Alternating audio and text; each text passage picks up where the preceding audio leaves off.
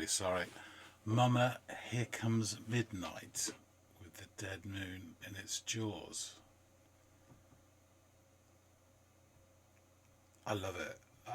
How have I not heard of this before? I am simultaneously elated and really pissed off.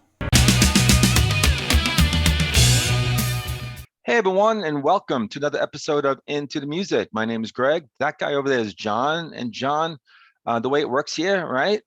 I'm going to feed you a song and you're going to react to it and honestly tell me what you think. Are you ready to be honest and You want the truth? upright and true? You can't handle the truth. I want the truth. I want it. Yeah, of course. Okay. Yeah, no problem. Oh, okay. No problem. All right. So I'm going to give you a song by a band.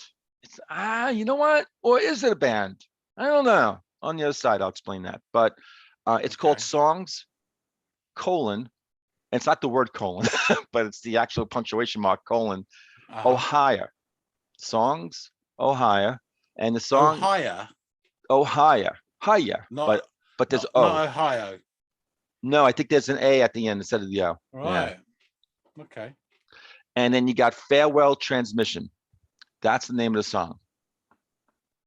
Do you know it? Do you know the band? It doesn't seem like you know anything. No, I know nothing.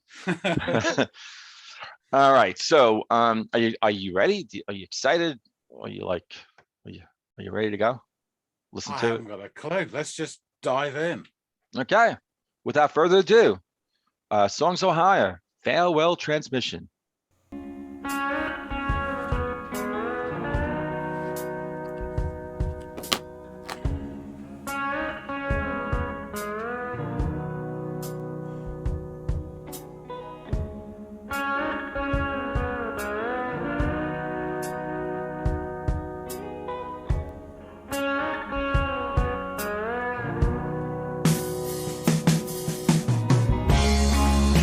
Place is dark.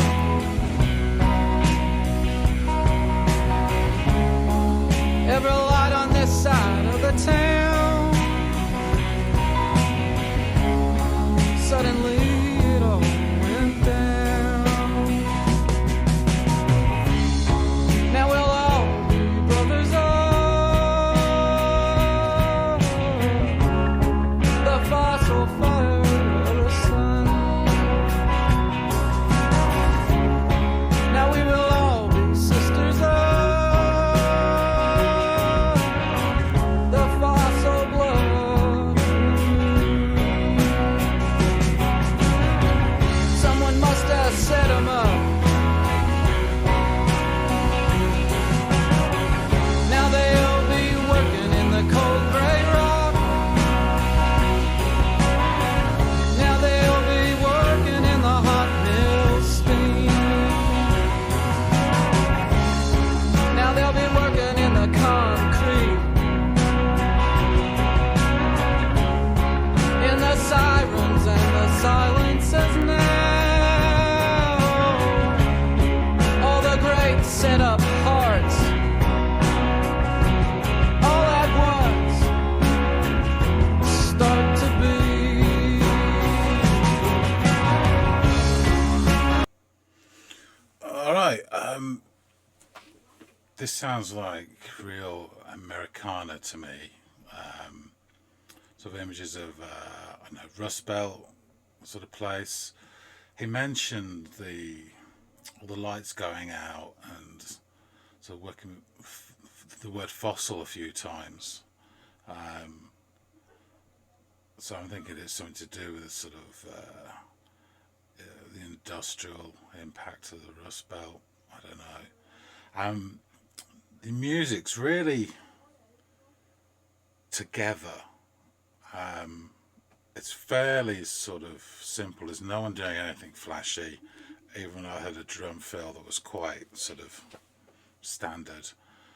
I love his voice, and it's all like following it through to his voice and the words. So I'm going to try and pay more attention to the lyrics than I normally do. This sounds really interesting. Okay. Keep going.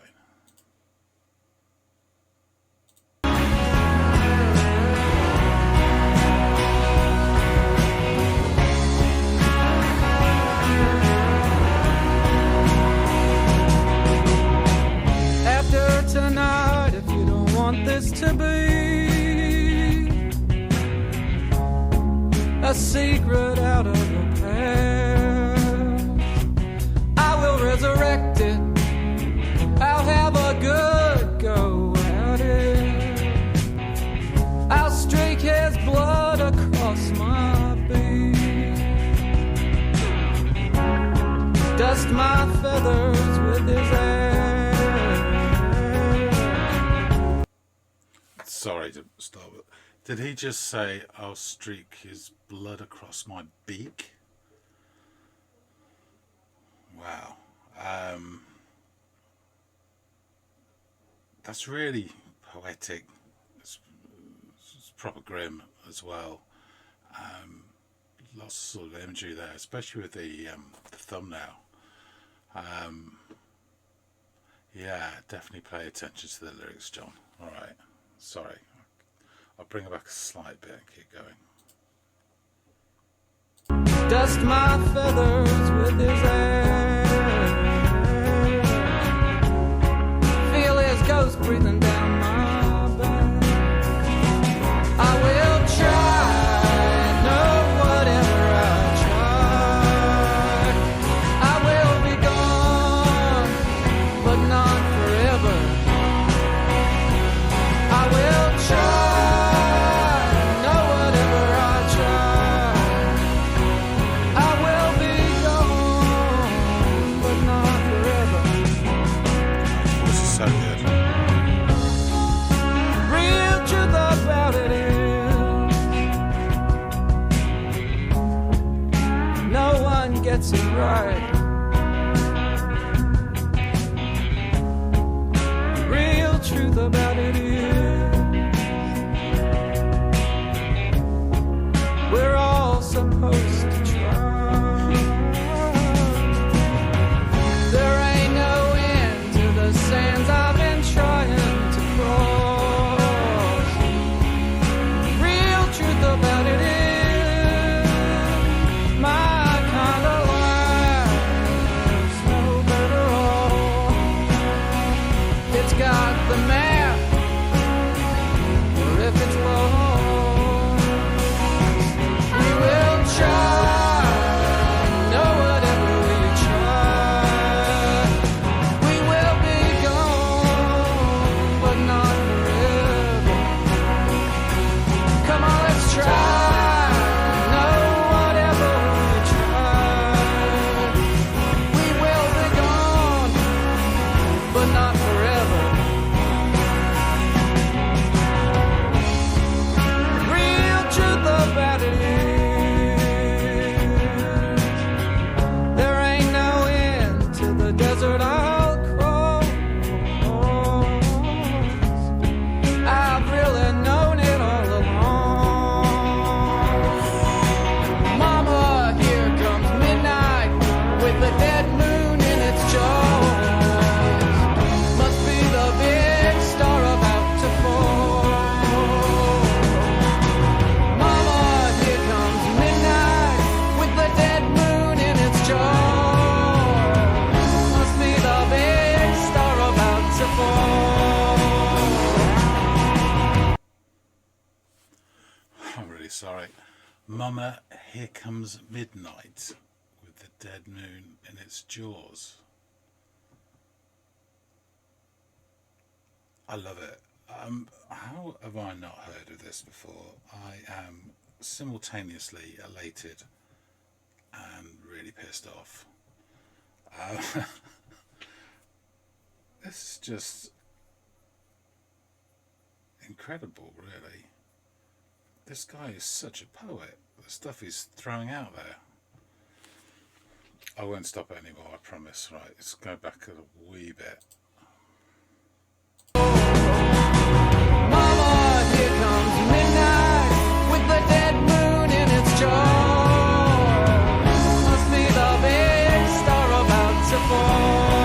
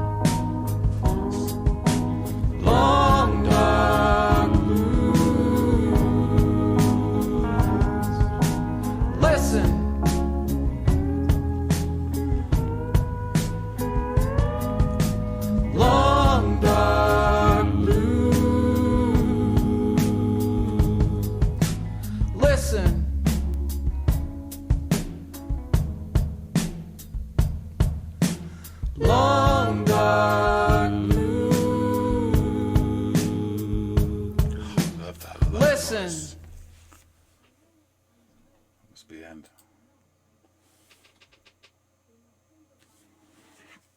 Wow. That's a lot to unpack with Greg.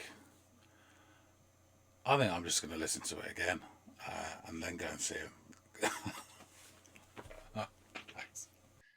I presume that the guy, the band, whoever, I've deliberately stopped myself from reaching and looking for it. I did watch it again because I loved it, so I watched it twice. That's why I had to wait a bit more for me. But okay. I'd imagine this band, though, they've got lots of work. I mean, oh God, do not tell me this is a one-hit wonder, because I just cannot wait to go diving into this this band. I don't even know if it's, and I mean, you can sort of look at, what's a hit, hit to the masses out there, a hit just amongst, people who really understand and appreciate really great music and stuff. Because it's never really been a hit. I don't think he's had any hits. To kind of best describe, to kind of give you some answers here, I'm going to jump right to the end of his life. And he passed away in 2013. He was born in 1973 and died 2013. So that's pretty young, right? Wow. And he died of multiple organ failure due to years of alcoholism. So what's that to do with the song? What first jumped out at me, and I've only known this song for like 8 months, and I just remember being blown away with the music and that guitar. Burn out now, burn out now. That sort of, that real sort of slide. Yeah, burn out, burn out, and then it just repeats itself. It's like, it's a hook that just kind of repeats, right? There's no real change ups until like towards the end. And yet for some reason it grabbed me and it never let me go. And there was some sort of catchwords here and there, catch lines that I found like fascinating and thought, my God, this is deep. And some of this is poetic. So I remember that first time and I was like, oh my God, I had to have Chris listen to this. And I put it on the list and then we never got around to it, and so I thought, I got to give this to someone. And who to give it to, Oh, and thank God you gave it to me because I really appreciate it. I think that, I think that I think, I could have given it to Phil or to Andy, and I think, it would have been a really great discussion too. It seems like we're gonna have a great, because I mean, I'm seeing your reaction. It's fantastic. And the reason why I sort of went to the very end, right, of his life is that I've been drawn, there's something about me that I'm drawn to sort of flaming stars, shooting stars, they just flame out, but when they were around, my God, they flame brightly, and then they're gone. And then when I looked into the song more, when I knew we were going to do this reaction, I pulled up the lyrics and stuff like that, and I'll actually make sure I got that up. But let me just get into a little bit. Well, so I mean, tell me a little bit before I tell me more about sort of, why this sort of grabbed you. Well, I have to say, it started off, and there's a really nice sort of Americana feel to it. I think I said in the reaction about sort of, I pictures of the Rust Belt, and he's talking about a factory and the lights of the power going out, and he mentions things about working in concrete, and it's all a big setup or something. Oh, this is interesting, and it's real strong imagery, and it's pleasant, the music. But I kind of felt like the music was really together, and it almost funneled it through so that you pay attention to his vocals. I didn't pay that much attention to the music. I loved it, don't get me wrong, but that's when I listened to it again, to listen to the guitars, and I'm normally a complete guitar whore. Yeah. But, I was really focused on, and he kept saying things like, listen, and the real truth, and he kept repeating those phrases, and it kind of just made me feel that what he's saying is important, and I've got to bloody listen, And there's a few lines, I try to write some down. I'm terrible at grabbing the lines on first listen, but yeah, he said, oh, a real truth is no one gets it right. And the real truth is that we're all just supposed to try. Yeah. I think this is great. Yeah. And it's real heartfelt stuff. And then he starts saying about I'll streak its blood across my beak. And with the thumbnail and everything, I was just like, that is so imagery laden poetry. And that kind of stopped me in my tracks. And that's when I was like, wow. And yeah, and there's other bits and pieces. I was desperately trying to write it down. He says something about there's no ends to the sands I'm trying to cross. And I was, there's kind of hope, there's instruction, there's also this desperation. I mean, all the things that you want in a good evening. Yeah. I mean, Yeah. but in a good song, I mean, but it was compelling, really compelling.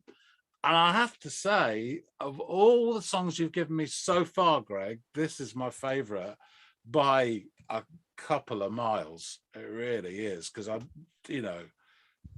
just on 2 listens, I'm hooked completely. Wow. Yeah. I mean, he was singing about a dead moon, right? In the Midnight with the dead moon in its jaws or something like that. And I was thinking, that's amazing. Absolutely amazing. Yeah, let me almost like a prophet, the way he was talking, drugstore prophet. Yeah. Brilliant. So I'm actually looking at some information that I pulled up. But here's the thing. So from what I understand and sort of reading it, go ahead. Sorry, what's his name? You didn't mention his name. So Jason Molina. Jason Molina. Right. And Songs Ohio was really like known more as a project, because it would consist of sort of just guest musicians, revolving musicians who would just jump on these albums with him. It's a vehicle for his talent, isn't it? Really? Kind of, yeah. And then they put 7 albums out, and this was the 7th, the last one before the project changed names. And this was on the album called Magnolia Electric Company. That name actually wound up becoming the new band name after this album. Yeah. And on this album, Magnolia Electric Company was actually recorded live. Every single song, including this one. This one was live. Yeah. And I have a quote up here from genius.com. And this is Jason in his own words. Quote, "We put, I think, about 12 people in a room and recorded that song live, completely live and unrehearsed. I showed them the chord progression. They had no idea when it would end. And we just cut it. Steve Albini did a beautiful job. I noticed he's probably like a producer, mixer. Yeah. I noticed that at one point when it was a little too loud or a little too soft, he came and opened a door to make it work, because it was just an ambient recording. When you hear that song kick off, everybody knows it. And what's so disturbing to me is the way that I ended it is I was dictating to the band and Steve. I go, listen. And then at one point they all stop. It's great. End quote. Yeah. So I love that quote. I just love it. I mean, that's amazing. It is amazing to just that song was recorded live, and they would just kind of, he had it in his head. He knew where he wanted to go from beginning to end and everything in between, but they were trusting him, and they made it work. And in the meantime, everyone just sort of played, I wouldn't say asses off as though like it was a rock, oh my God, but they played their asses off as far as like it's just beautiful. They were in it, and they were all just playing beautiful, and just everything came together. I know, beautiful. Yeah. There's bands that could have taken 6-8 months and 58 takes and weeks of knob twiddling to get to that sound. I mean, that's talent. That's blown me away. And then the lyrics, because you noted a few lyrics here and there, and I did. So the whole place is dark, every light on the side of the town. Suddenly it all went down. Now we'll all be brothers of the fossil fire, son of the sun. Now we will all be sisters of the fossil blood of the moon. So I think he's basically saying, we're all in this together under the sun, right? We're all brothers and sisters here. Verse 2, someone must have set them up. Now they'll be working in the cold gray rock. Now they'll be working in the hot mill steam. Now they'll be working in the concrete, in the sirens and the silences now. All the great setup hearts and all at once start to beat.